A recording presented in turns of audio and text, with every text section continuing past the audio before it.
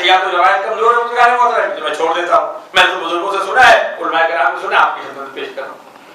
जिंदा करने के बाद पूछा अब क्या वाला, पहले तो इतना यकीन नहीं था, अब तो 100% यकीन हो गया है। कहा मैं तुझे जला दूंगा, कहा मौला अब तो 200% यकीन हो गया है कि जलाने का काम सिर्फ अल्लाह कर सकता है और कोई नहीं कर सकता। मैं खुदा ना खास्ता ये नहीं कह रहा, हम बुनियादी अकीदे हमारे आपके ज़हनों में होना चाहिए, लेकिन मौला कायनात उसे जिंदा किया और नुसैरी को और उससे ये मुकालमा किया। अब बात से बात वापस अपनी मंजिल की तरफ, ये जो तसलसल है कूफा, इसे मौला ने अपनी जहरकोल बनाई। 50% से ज्यादा शियाने हैदर करार कूफे में मौजूद हैं।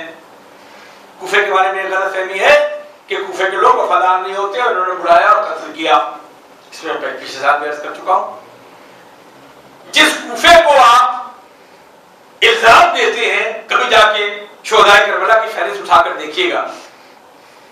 अल्लामा अली नक्कल साहब ने शहीद इंसानियत में लिखा कि कम से कम 72 और ज्यादा 105 शोहदाए करबला में 65 अफराद वो हैं जिनका ताल्लुक कूफे से है। माशाअल्लाह।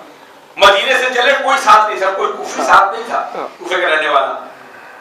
कूफे मुस्लिम ने अकील को भेजा, उस वक्त में काफिले में कोई कूफे का रहने वाला नहीं था। इब्ने ज़ियाद की हाकिम बन के कूफा पहुंचा, काफिले में कोई कूफे का फर्द नहीं था। इतना शदीद पहरा लगा दिया था कि वहां से घर से निकल के कोई बाहर तक नहीं जा सकता था। लेकिन जब ये पहरा लगाया जाता है तो दो तरीके होते हैं। एक तो उन लोगों को ज्यादा वॉच किया जाता है जिनके बारे में शक हो जरा सा भी कि ये उस तरफ के लोग हैं। एक जो जनरल कर्फ्यू लगा दिया जाएगा, उन लोगों पर पहरे कम होंगे कि जो जानते हैं कि ये तो मर भी जाए तो हुसैन की तरफ नहीं जाएंगे। देखिए रसूल है ना कि जिसको रसूल से कोई हुसैन से कोई ताल्लुक नहीं, वो काहे को जाएगा। तो सारे सब पहले वही थे जो अली अली के घर थे। उन्हें या जिंदानों में डाल दिया गया या उन्हें कत्ल कर दिया गया। कोई आदमी घर से बाहर, जिसे दीवारों के कान होते हैं, इतना शदीद कर्फ्यू था। उन हालात में कूफे से निकल के करबला पहुंचने वाले 65 अफराद हैं। सुभान अल्लाह, सुभान अल्लाह। करबला आबाद की है कूफे के लोगों ने। तो आप सारे कूफियों को तो बेवफा नहीं कह सकते ना बुजुर्गान। ये कूफे का कमाल है ना कि मौला हुसैन ने कहा था मुझे वो साथ मिले हैं। अब इसमें एक शख्सियत है ताकि आपको मिजाज समझ आ जाए। आप इसे इतने शबीब शाकरी शोहदाए करबला में इनके बारे में कहा जाता है कि इनका घोड़ा जंगी घोड़ा था। ये इस्तिलाहें ऐसी हैं, मैंने ये बड़ी मुश्किल से समझी, इसलिए आपको भी आसानी से समझा नहीं सकता। ये जंगी घोड़ा क्या होता है, मैं उसको अपने बच्चों को समझाने के लिए कि एक मिसाइल है और एक गाइडेड मिसाइल है, एक टैंक है, तैयारा शिकन तोपें हैं, ये जंगी सामान है। हर एक की अपनी नफ्सियात होती है। तो जंगी घोड़ा उसे कहते हैं जो वेव्स के यानी लहरों को पहचानता हो, अपने मालिक के आवाज के, इशारों के, आग के इशारा पहचानता हो, उसे जंगी घोड़ा कहते हैं। जरा सी जुम्बिश हो वो घोड़ा हिलाना लगता है, लब्बैक कहता है अपने मालिक को। आगे से इतने शबीब शाकिरी का घोड़ा जंगी घोड़ा। कितनी एहतियात की इन्होंने कि पहले घोड़े को अपने गुलाम के जरिए बाहर भेजा। बात बातों में कि करबला जाकर उनको ये घोड़ा मिला है, लेकिन बात बातों में कि कूफे से बाहर घोड़ा अपने गुलाम के जरिए भेजा, इसलिए कि मालिक का इशारा देखकर वो सिग्नल जरूर देता। यानी इससे अंदाजा हो रहा है कूफे की सूरत हाल की कि अगर मालिक साथ जाता, जरा सी मालिक का इशारा होता, वो जंगी अंदाज में सिग्नल देता और लोग पहचान जाते। इतनी एहतियात की है हाफिज इब्न शबीब शाकिरी ने कि गुलाम के जरिए घोड़ा भिजवाया और गलियों में छुपते छुपाते लिबास बदल के यानी चेहरे पर डाल के तब वो बाहर निकले हैं और करबला पहुंचे। एक मिसाल से कूफे की सूरत हाल का अंदाजा हो जाता है।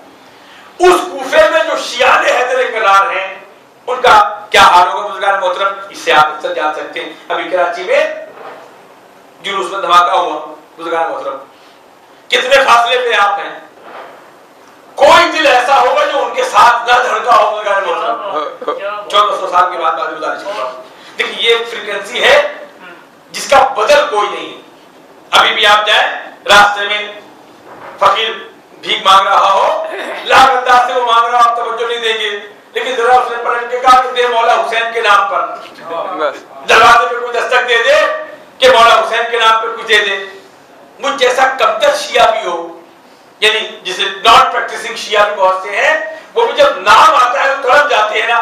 तो जो कूफे में ये सुन रहे हो कि हुसैन करबला में अकेला रह गया है, नवासे रसूल, एक एक मंजर को तेजी से गुजारता चलूं।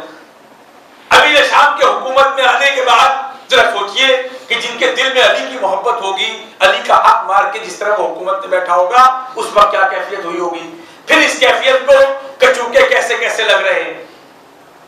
एक कैफियत ये, उसके बाद जिस तरह हुकूमत ली गई है, उसके बाद इमाम हसन अलैहिस्सलाम के साथ जो कुछ किया गया है।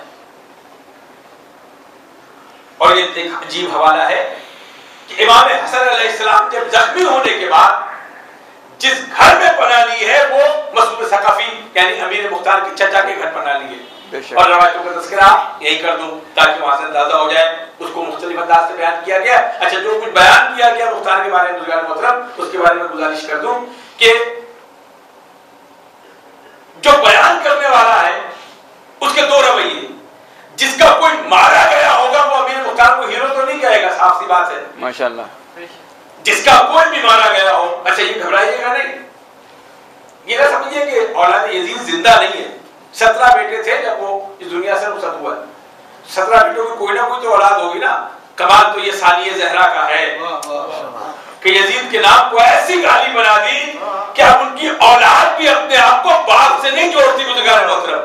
लेकिन क्या करें, वही जो फ्रीक्वेंसी है, जब वो फ्रीक्वेंसी मिलती है तो वो यजीदियत का रंग दिखा देती है, कभी धमाके की सूरत में, कभी फतवों की सूरत में, कभी मजलिसों के खिलाफ, कभी मातम के खिलाफ। जहां मोहब्बत आले मोहम्मद मशहूर बना दी गई हो, वहां मेरे मुख्तार बेचारा क्या करेगा गुज़ार मोहतरम। लेकिन जो अली की जूतियों से मोहब्बत करते हो, जो आले मोहम्मद के दरवाजे की खाक से मोहब्बत करते हो, जो कत्लगाह की खाक को आंखों का सुरमा समझते हो गुज़ार मोहतरम, उनके लिए इतना ही काफी है कि इस घराने में खुशियों का सामान जिसने किया उसका नाम अमीर मुख्तार है। सुभान अल्लाह, नारे सलावत, अल्लाहुम्मा सल्ली अला मुहम्मद। मैं बहुत रफ्तार से गुजरना चाहता हूँ, माशाअल्लाह, अल्लाह का शुक्र है ये घड़ी बंद है, मेरी घड़ी काम कर रही है। तो अब दूसरा कचौका इमाम हसन अलैहिस्सलाम के हवाले से। तीसरा, अरबों में कुरैश को अपने ऊपर बड़ा फख्र था कि जितने बड़े लोग हैं वो सब कुरैश से शामिल हैं, सब कुरैश के लोग हैं। उन कुरैशियों में अशरा मुबशरा, इसकी वजाहत की जरूरत नहीं, वो जितने 10 के 10 सबका ताल्लुक कुरैश से है। वो काहे को बर्दाश्त करेंगे कि किसी गैर कुरैशी को वो मनसब और वो मकाम दिया जाए गुज़ार मोहतरम। अच्छा, उनमें सबसे मोतबर जो शख्सियत है उसका नाम है इमाम हुसैन अलैहिस्सलाम गुज़ार ग्रामी। अल्लाहुम्मा सल्ली अला मुहम्मद व आले मुहम्मद। कुरैश से भी हैं, नवासे रसूल भी हैं, इमाम वक्त भी है, मोहतरम तरीन हस्ती है। तो कितनी मोहब्बत इमाम हुसैन से वाबस्ता हो गई होगी। जब ये इत्तला मिली होगी कि यजीद को हाकिम बनाया गया है, अमीर शाम खुद भी गलत तरीके से तख्त हुकूमत पे आया और अपने नाखलफ, देखिए इससे ज्यादा मुनासिब लफ्ज है नहीं गुज़ार मोहतरम, बहुत अच्छा लफ्ज है उर्दू का नाखलफ औलाद। इसमें इतना एक्सपेंशन है, जो आपका जी चाहे इस नाखलफ औलाद में डाल दिया। वो औलाद देखिए, मैं मिंबर पे बैठा हूं इसलिए उसे अमीर शाम का बेटा कह रहा हूं, मैं मिंबर की मजबूरी है।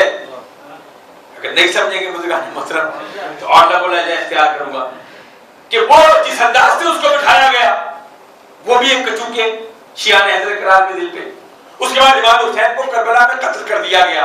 ये खबर पहुंची तो होगी ना बुजुर्गान मोहतरम, कूफे से जब काफिला गुजरा होगा तब तो ये खबर आम हो गई होगी, अगर बहुत ताखीर भी कर ली जाए। तो वो जो कैद खानों में या बाबत सलासिलों में उन पे क्या गुजर रही होगी बुजुर्गान मोहतरम। उसके बाद सिर्फ यही नहीं, उन सरों को कत्ल करने के बाद लोगों के नेजा में बाजारों में फिराया जा रहा है। टेम्पो किस तरह बिल्डअप होता जा रहा है। उसके बाद जब ये सुना कि सिर्फ इमाम हुसैन को नहीं कत्ल किया गया बल्कि उनके खानवादे के मस्तूरात को बाबर हसन कुफा और शाम के बाजार से गुजारा गया। देखिए ये मंजर जिसने कूफे में एक आग भर दी थी, वाहिद करबला का वाकया है जिसका फौरी रिएक्शन हुआ है। अब मैं उस सारी सूरत हाल आपको तेजी से बयान कर दूं ताकि कल की तकरीर आसान हो जाए।